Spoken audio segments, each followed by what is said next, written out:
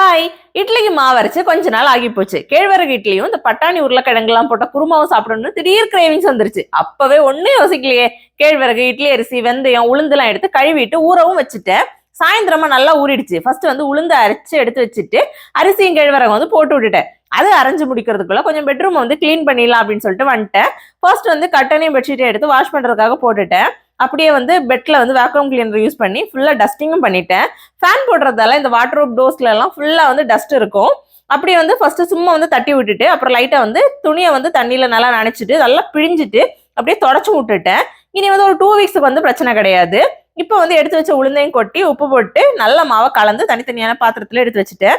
இதே மாதிரி ஒரு ஒளிரும் பெட்ஷீட் ஆல்ரெடி நான் போட்டிருந்தேன். அது சூப்பரா இருந்ததால இதுவும் வாங்கிட்டு இதுவும் சூப்பரா இருந்து லிங்க் கம்யூனிட்டி போஸ்ட்ல கொடுக்குறேன். தேவைப்படுச்சுன்னா செக் பண்ணுங்க. கையோட வந்து இந்த சவுத் இந்தியன் ஸ்டைல்ல வந்து டின்னருக்கு ஒரு மேக்ரோனியும் பண்ணிட்டு ஃப்ரெஷ் அப் ஆயிட்டு வந்து சூப்பரா சாப்பிட்டாச்சு. இந்த வீடியோல வந்து மீட் பண்ணட்டா. பாய்.